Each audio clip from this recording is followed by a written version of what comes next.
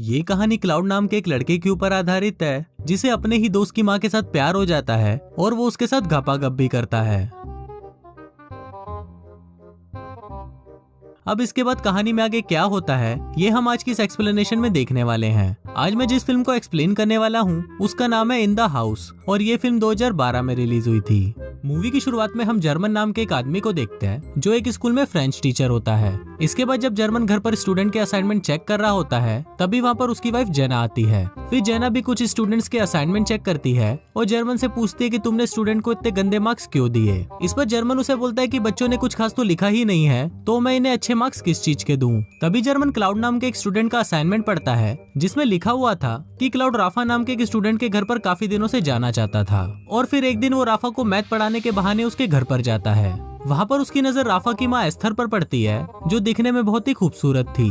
इसके बाद cloud Rafa को एक मैथ प्रॉब्लम सॉल्व करने के लिए देकर नीचे आ जाता है। वहाँ वो राफा की मॉम को देखता है जो एक मैगजीन पढ़ रही होती है। अब कुछ देर तक एस्थर को देखने के बाद क्लाउड वापस राफा के पास जाता है और उसे बोलता है कि तुम्हारी मैथ बहुत ही ज्यादा खराब है इसलिए मुझे रोज आकर तुम्हें ट्यूशन पढ़ाना होगा। अब ये सब पढ़ने के बाद जर्मन अपनी वाइफ को बोलता है कि इस लड़की की राइटिंग स्किल्स बहुत ज्यादा अच्छी है और ये आगे जाकर एक बड़ा राइटर बन सकता है। फिर अगले दिन क्लास के बाद जर्मन क्लाउड से उसके असाइनमेंट के बारे में पूछता है और उसे बोलता है कि अगर राफा को पता चल गया कि तुम उसकी मॉम के बारे में क्या सोचते हो तो तुम बहुत बड़ी मुसीबत में पड़ जाओगे। पर इस पर क्लाउड उसे बोलता है कि ये तो मैंने बस आपको पढ़ाने के लिए लिखा है और फिर वो जर्मन को पिछले असाइनमेंट के आगे का पार्ट देता है। इसके बाद जर्मन अपनी वाइफ के पास जाकर उसे इस बारे में बताता है और वो दोनों आगे की स्टोरी पढ़ने लगते हैं। उसमें लिखा था कि इस बार जब क्लाउड राफा के घर पर गया तो उसकी मॉम बहुत ज्यादा खुश थी क्योंकि क्लाउड की वजह से राफा मैथ्स में काफी अच्छा हो रहा था। फिर जब राफा की मॉम वहाँ से जा रही होती है तो क्लाउड उसे गंदी नजरों से देखने लगता है। अब ये सब पढ़कर जेना को काफी अजीब लग रहा था कि एक बच्चा इतना गंदा कैसे सोच सकता है,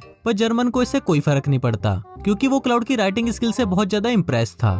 फिर अगले दिन जर्मन स्कूल में क्लाउड की फैमिली की इन्फॉर्मेशन निकालता है और उसे पता चलता है कि क्लाउड की फैमिली 2 साल पहले यहाँ पर शिफ्ट हुई है और वो लोग कई बार अपना घर बदल चुके हैं। अब इससे जर्मन को लगता है कि क्लाउड बहुत परेशान रहता है और उसे एक प्रॉपर गाइडेंस की जरूरत है। इसलिए अब जर्मन ये डिसाइड करता है कि वो क्लाउड को एक अच्छा राइटर बनाने में उसकी हेल्प करेगा। फिर क्लाउड भी जर्मन को उसके आगे का असाइनमेंट देता है जिसमें लिखा हुआ था कि जब क्लाउड वापस से राफा के घर पर गया तब राफा और उसके डैड मैच देख रहे थे। तभी राफा की मॉम वहाँ पर आती है और वो क्लाउड के पास आकर बैठ जाती है।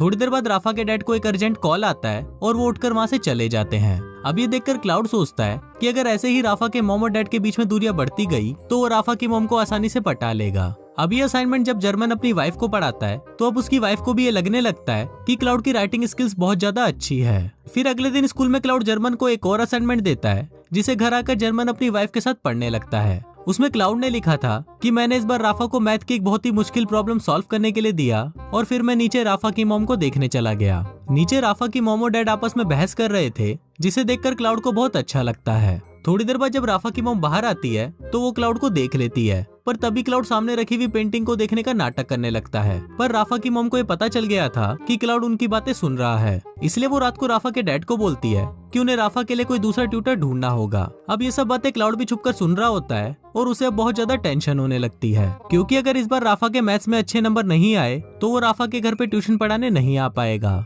अब बहुत सोचने पर क्लाउड को एक आइडिया आता है और वो अगले दिन जर्मन को मैथ्स का पेपर चुराने के लिए बोलता है और साथ ही वो उसे ये भी बोलता है कि अगर उसने ऐसा नहीं किया तो वो राइटिंग करना छोड़ देगा। अब ये सुनकर जर्मन बहुत परेशान हो जाता है क्योंकि वो क्लाउड को एक अच्छा राइटर बनाना चाहता था। इसलिए वो क्लाउड के बोलने पर मैथ्स के पेपर चुरा लेता है और उन पेपर्स को वो क्लाउड को दे देता है। अब अगले दिन जब टेस्ट होता है तो राफा के उसमें बहुत अच्छे मार्क्स आते हैं जिसको देखकर उसके मॉम डैड को बहुत अच्छा लगता है और वो क्लाउड को राफा को ट्यूशन पढ़ाने देते हैं। इसके बाद राफा के डैड क्लाउड को उनके साथ फुटबॉल मैच खेलने के लिए बोलते हैं, पर क्लाउड उन्हें मना कर देता है क्योंकि जब वो दोनों मैच खेलने के लिए बाहर जाएंगे तो घर पर राफा की मॉम अकेली होगी जिस वजह से वो उनसे अकेले में मिल पाएगा। फिर अगले दिन जब राफा अपने डैड के साथ मैच खेलने के लिए जाता है तो क्लाउड राफा के घर पर आ जाता है। वहाँ पर राफा की मॉम अकेली थी और उनके पूछने पर क्लाउड बताता है कि वो यहाँ पर अपनी मैथ्स की बुक लेने आया है, पर जब उसकी मॉम मैथ्स की बुक को ढूंढने लगती है तो उसे वहाँ पर कोई बुक नहीं मिलती। इसके बाद क्लाउड राफा की मॉम की इयररिंग्स देखकर बोलता है कि ऐसी ही इयररिंग उसकी मॉम के पास भी थी पर वो अब इस दुनिया में नहीं है। अब ये सुनकर राफा की मॉम इमोशनल हो जाती है और फिर वो दोनों कोल्ड ड्रिंक पीकर बातें करने लगते हैं। अब ये स्टोरी सुनकर जर्मन की वाइफ उसे बोलती है कि अगर राफा के डैड को इस बारे में पता चल गया तो वो उसे जिंदा नहीं छोड़ेंगे, पर इस पर जर्मन उसे बोलता है कि ऐसा कुछ नहीं होगा। रात को फिर जर्मन क्लाउड का एक और असाइनमेंट पढ़ता है जिसमें लिखा होता है कि इस बार उसे राफा के घर पर बहुत लेट हो गया था तो राफा के डैड ने उसे यहीं पर ही सोने के लिए कहा। फिर जब राफा क्लाउड को उसका रूम दिखाने के लिए जाता है तो वो क्लाउड को बोलता है कि वो उसका बेस्ट फ्रेंड है और इसके साथ ही वो उसे किस करने लग जाता है। अब इससे हमको पता चलता है कि राफा क्लाउड को लाइक करता है।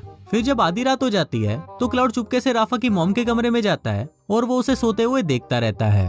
अब ये पढ़ने के बाद जर्मन की वाइफ को काफी अजीब लगता है, पर जर्मन उसे बोलता है कि इसमें कोई भी गलत बात नहीं है और क्लाउड की उम्र के बच्चों में ये सब फैंटेसीज होती ही हैं। फिर अगले दिन हम क्लाउड को देखते हैं जो राफा की मॉम के करीब आता जा रहा था। इसके बाद रात को राफा की मॉम और उसके डैड के बीच में झगड़ा होता है और वो झगड़ा धीरे धीरे बढ़ने लगता है। फिर राफा के डैड जब गुस्से में वहाँ से बाहर चले जाते हैं तब वहाँ पर क्लाउड आता है और वो क्लाउड की मॉम को एक लेटर देकर वहाँ से चला जाता है। अगले दिन उस लेटर को पढ़कर राफा की मॉम क्लाउड को अपने पास बुलाती है और फिर जब वो लोग बातें कर रहे होते हैं तो क्लाउड जर्मन को इमेजिन करने लगता है। इसके बाद राफा की मॉम को वो लेटर पढ़कर बहुत अच्छा लगता है और वो वहीं पर ही क्लाउड को किस करना शुरू कर देती है। अब ये सब राफा खिड़की से छुपकर देख रहा होता है और उसे ये देखकर बहुत बुरा लगता है, जिसके बाद वो अपने रूम में आता है और आत्महत्या कर लेता है और असाइनमेंट के लास्ट में लिखा होता है कि कहानी अभी बाकी है। अब जब जर्मन ये सब पढ़ता है तो वो शॉक्ड हो जाता है और अब वो ये बात अपनी वाइफ को भी नहीं बता सकता था। फिर अगले दिन जब जर्मन स्कूल जाता है तो वो वहाँ पर राफा के बारे में पूछने लगता है। वहाँ उसे पता चलता है कि राफा आज स्कूल नहीं आया। अब ये जानकर जर्मन काफी परेशान हो जाता है और वो एक टीचर के पास जाकर उसे राफा के घर पर कॉल करने के लिए बोलता है। फिर जब टीचर राफा के घर पर कॉल करती है तो उसे पता चलता है कि राफा बीमार है, इसीलिए वो आज स्कूल नहीं आया है। अब ये सुनकर जर्मन को थोड़ा अच्छा फील होता है और फिर वो क्लाउड से पूछता है कि आज तुमने असाइनमेंट में झूठ क्यों लिखा। इस पर क्लाउड उसे बताता है कि ऐसा उसने इसलिए किया क्योंकि वो कहानी को थोड़ा और इंटरेस्टिंग बनाना चाहता था। अब जर्मन को भी ये लगने लगा था कि अगर राफा को ये सब पता चल गया तो वो सच में आत्महत्या कर लेगा, इसलिए वो क्लाउड को ये सब लिखना बंद करने को बोलता है। पर क्लाउड उसे मना कर देता है और बोलता है कि अब मैं लिखना बंद नहीं कर सकता। अभी सुनकर जर्मन उसे बोलता है कि ठीक है, पर अब से मैं तुम्हारी कोई स्टोरी नहीं पढ़ूंगा। अभी सुनने के बाद क्लाउड अपनी अगली स्टोरी को वहीं डस्टबिन में फेंक कर चला जाता है, पर तभी जर्मन भी अपने आप को रोक नहीं पाता और वो उस स्टोरी को डस्टबिन से निकालकर पढ़ने लगता है। उसमें लिखा था कि आज राफा के डैड बहुत उदास घर आए थे क्योंकि अब वो अपनी जॉब से बहुत ज्यादा परेशान है। तभी राफा की मॉम वहाँ पर आती है और उन्हें बताती है कि वो प्रेग्नेंट है। ये सुनकर राफा के डैड बहुत खुश हो जाते हैं, पर तभी वहाँ पर राफा आता है और उनको बोलता है कि क्लाउड अब हमारे घर नहीं आएगा और आप लोग मेरे लिए कोई दूसरा ट्यूटर ढूंढो। ये पढ़ने के बाद जर्मन क्लाउड के पास जाता है और उसे बोलता है कि अब तुम्हें राफा के घर जाना बंद कर देना चाहिए। इस पर क्लाउड भी एग्री करता है और वो जर्मन को बोलता है कि अब वो कभी नहीं लिखेगा। फिर क्लाउड जर्मन को आगे की कहानी बताता है कि आज उसकी और राफा की लड़ाई हुई थी क्योंकि उसको मेरे और उसकी मॉम के अफेयर के बारे में पता चल गया था। इसके बाद हम देखते हैं कि क्लाउड अपनी कहानी को पूरा करने के लिए राफा की मॉम के पास जाता है, पर राफा की मॉम उसका लिखा हुआ लेटर उसे वापस कर देती है।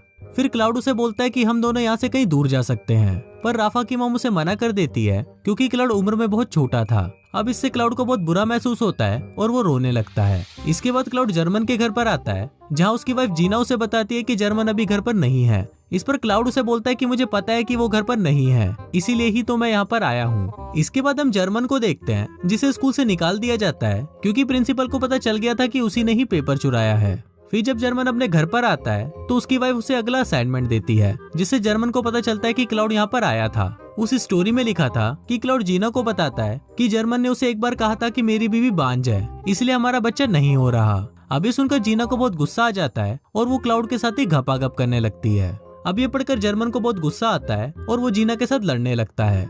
अब फिल्म के लास्ट सीन में हम जर्मन और क्लाउड को बात करते हुए देखते हैं। जर्मन क्लाउड को बोलता है कि मुझे विश्वास नहीं हो रहा कि जिस लड़की की वजह से मेरी जॉब गई और मेरी बीवी मुझे छोड़कर चली गई, मैं उसी लड़के से बात कर रहा हूँ। अब जर्मन की ये बात सुनकर क्लाउड हंसने लगता है और इसी के साथ ही ये फिल्म यहीं खत्म